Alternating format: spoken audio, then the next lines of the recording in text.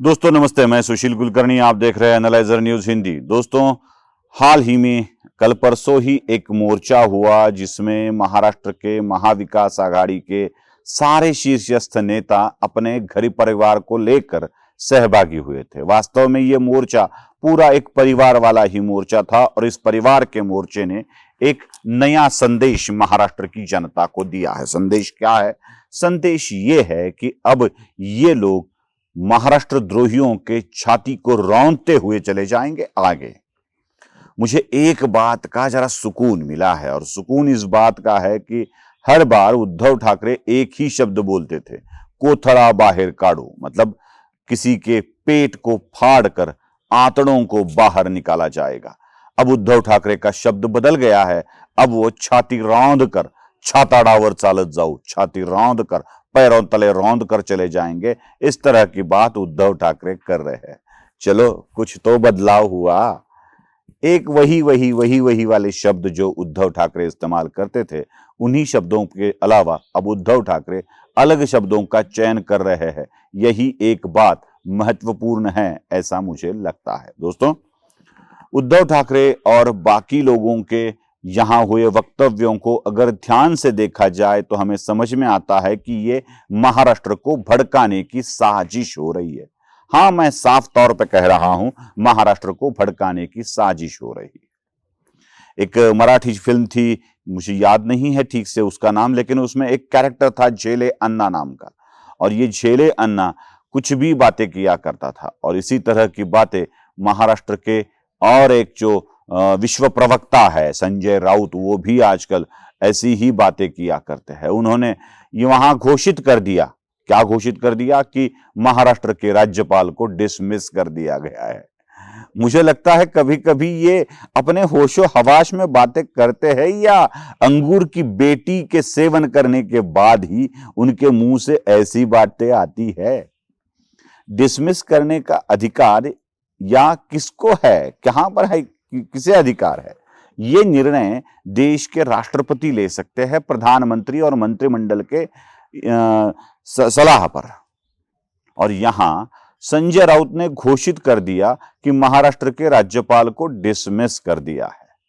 अब महाराष्ट्र की जनता 2024 में हमारी सरकार आएगी तो दिखा देगी। ऐसी भी बातें आजकल संजय राउत किया कर रहे हैं। चलो ठीक है, संजय राउत की बातों को इतना सीरियसली कौन लेता है, लेकिन उद्धव ठाकरे की जो बातें हैं वो हमें जरा ध्यान से सुननी होगी। उद्धव ठाकरे कहते हैं कि ये राज्यपाल ही महाराष्ट्र द्रोही है।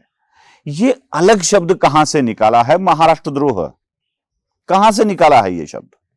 ये भारत है, हिंदुस्तान है, इंडिया है, जिसमें भारत के समुच्चय राज्यों का संगठन है। ये अपनी सुविधा के लिए बनाया गया संघ राज्य है। ये यहां पे महाराष्ट्र की निष्ठा, आंध्र की निष्ठा, कर्नाटक की निष्ठा, ऐसी कोई बात नहीं होती है, कोई बात नहीं होती है। प्रांत रचना भाषा के अनुसार हुई है, मतलब सुलभता हो, लोगों को थोड़ी सुलभता हो। जो भाषा आप बोलते हो वही भाषा आपके कार्यालयीन भाषा हो, राज व्यवहार की भाषा हो, सुलभता हो जाती है नागरिकों को। इसलिए इस तरह से राज्यों का निर्माण किया गया है। ये महाराष्ट्र द्रोह आया कहां से? और राज्यपाल ही होते हैं। जब वो महाराष्ट्र में 5 साल के लिए राज्यपाल के हिसाब से आते हैं, उनको जिम्मेदारी दी जाती है, कर्तव्य दिया जाता है, तो उनको कहा जाता है कि ये महाराष्ट्र के राज्यपाल है। मतलब उनके 5 साल के कार्यकाल में वो महाराष्ट्र के ही होकर रहते हैं। इसका मतलब साफ है कि राज्यपाल भी महाराष्ट्र के हैं। तो उनके मन में महाराष्ट्र द्रोह होने की बात आई कहां से? अगर हम द्रोह की बात करते हैं तो देश के प्रति द्रोह की बात करनी चाहिए, न कि किसी प्रांत के या प्रांत के अंदर किसी विभाग के। मतलब अपने यहां हर प्रांतों में अलग अलग विभाग होते हैं। जैसे महाराष्ट्र में 6 विभाग का निर्माण किया गया है। एक अकेले विदर्भ में 2 विभाग बनाए गए हैं, एक नागपुर विभाग है, एक अमरावती विभाग है। यहाँ मराठवाड़ा है, पश्चिम महाराष्ट्र है, पुणे वाला, उसके बाद कोंकण है, ऐसे कई विभाग, उत्तर महाराष्ट्र है।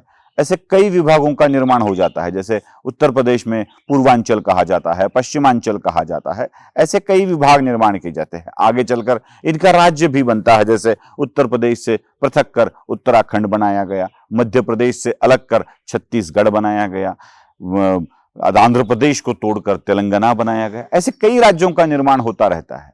कई यूनियन टेरिटरी को स्टेट का दर्जा दिया जाता है। जैसे गोवा तो टोटल यूनियन टेरिटरी था, उसको बाद में धीरे धीरे पूरी स्टेट का दर्जा दिया गया। आज भी राजधानी दिल्ली वाला शहर राज्य का दर्जा प्राप्त किया हुआ है, लेकिन पूरे राज्य का दर्जा उसे नहीं। ये बदलाव तो देश में होते रहते हैं। कश्मीर के साथ भी ऐसा ही किया गया। एक स्टेट था, वो तो पहले कंप्लीट स्टेट नहीं बल्कि अलग दर्जे वाला स्टेट था, उसको हटाया गया और उसको हटाने के बाद उसको यूनियन टेरिटरी में कन्वर्ट किया गया। उसकी भी 2-3 किए गए। ये बात होती रहती है। महाराष्ट्र द्रोह की बात ना करे उद्धव, ना करे। ऐसा कोई द्रोह, ऐसा कोई निष्ठा भी नहीं होती है। हर एक भारत का नागरिक होता है। वो महाराष्ट्र का नागरिक नहीं होता है, वो उत्तर प्रदेश का नागरिक नहीं होता है, वो यहां का रहिवासी जरूर होता है, निवासी जरूर होता है, लेकिन वो नागरिक तो भारत का ही रहता है। लेकिन उद्धव ठाकरे हमेशा महाराष्ट्र द्रोह की बात कर रहे हैं। ये महाराष्ट्र को ना सिर्फ भड़काने की साजिश है। याद कीजिएगा, ऐसी ही प्रांतीय विचारधारा को आगे बढ़ाकर पंजाब को क्षतिग्रस्त किया गया।